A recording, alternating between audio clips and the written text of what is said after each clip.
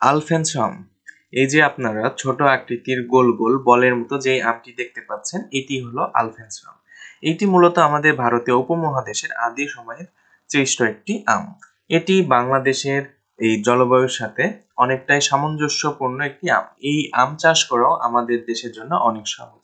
তাই এই আমটি চাষ করে বাণিজ্যিকভাবে সফল হওয়াও অনেক সহজ একটি বিষয়।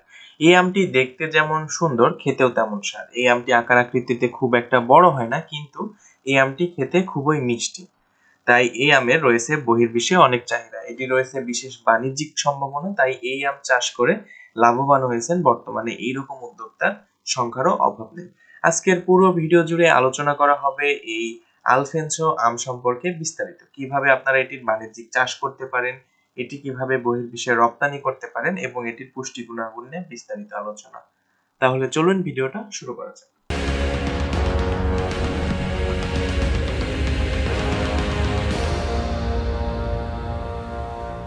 আলফেনসো আম এটি একটি জনপ্রিয় আমের মধ্যে অন্যতম। এটি মূলত ভারতীয় উপমহাদেশে সৃষ্টিকৃত একটি আম। এটি বিশেষত একটি মিষ্টি এবং সুগন্ধির জন্য পরিচিত এই আমটি। আলফেনসো আমের উৎপত্তি মূলত ভারতীয় মহারাষ্ট্রের যে রাজ্যগুলো আছে আলফেনসো সেখানে। এই গ্রাম থেকে এর উৎপত্তি, তাই এই গ্রামের নাম অনুসারে এর নামকরণ করা হয় আলফেনসো। এই আমের রং, আকার, আকৃতি অনেক ছোট, সুন্দর এবং অন্যান্য আমের থেকে আলাদা। আলফেনসো আম সাধারণত মাঝারি থেকে বড় আকৃতির হয়ে থাকে। এর বাহ্যিক রং হলুদ এবং সোনালী হয়ে থাকে, যা পাকলে আরো উজ্জ্বল হয়।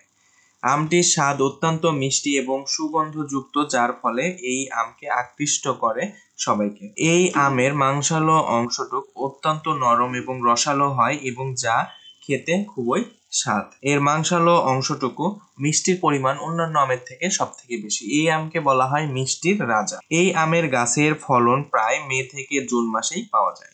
আলফেনসো আমের জনপ্রিয়তা কেবল ভারতীয় উপমহাদেশের মধ্যেই নয়, এটি এখন পুরো বিশ্বেই ছড়িয়ে পড়েছে।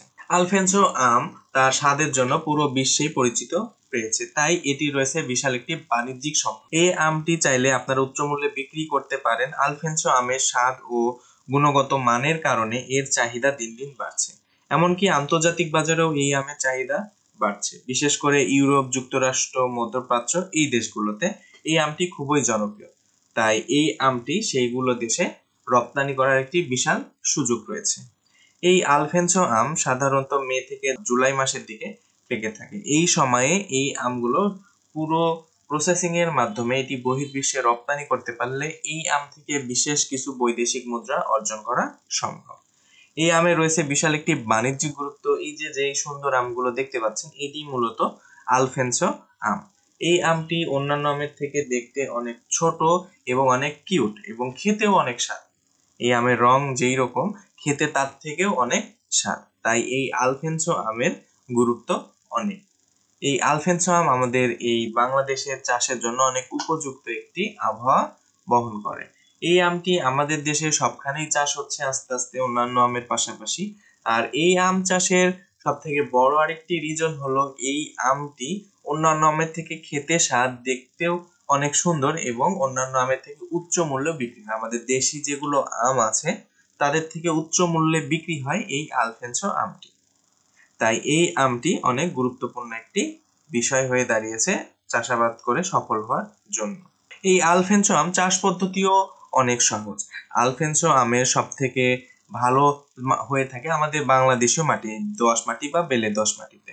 এই বেলে দোআঁশ মাটিতে সর্বপ্রথম চারা রোপণ করতে হয়। সব থেকে ভালো হয় আপনাদের ভালো কোনো পরিচিত বিশ্বস্ত নার্সারি থেকে আপনারা যদি এই ভালো মানের চারাটি কিনে আনেন।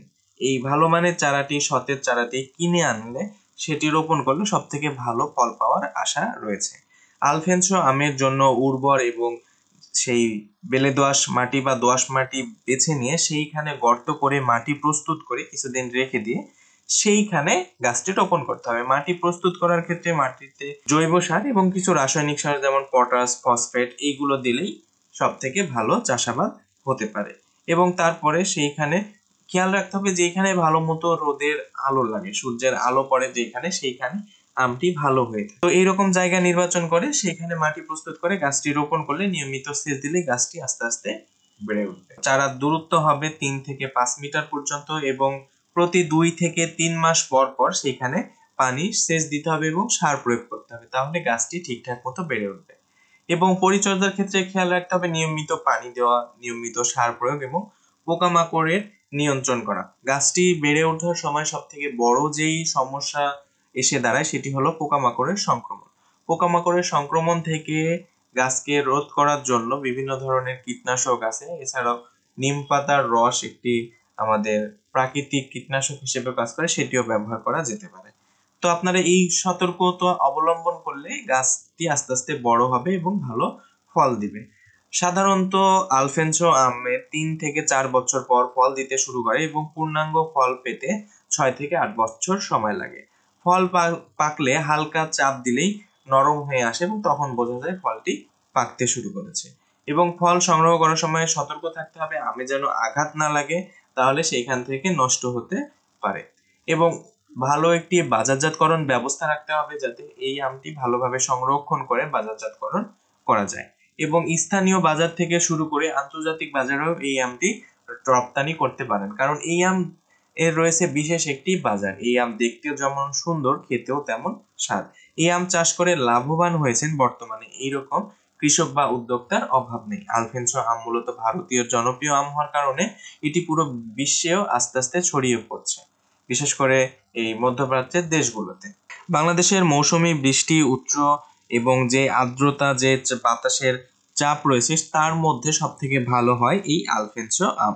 এবং তার থেকেও বেশি যে বিষয়, উচ্চ মূল্যে বিক্রি হয় এই আলফেন্সো আম, কারণ এই আমটি চাষাবাদ করতে খরচ অনেক কম এবং এই আমটি বিক্রি করা হয় অনেক উচ্চ মূল্যে।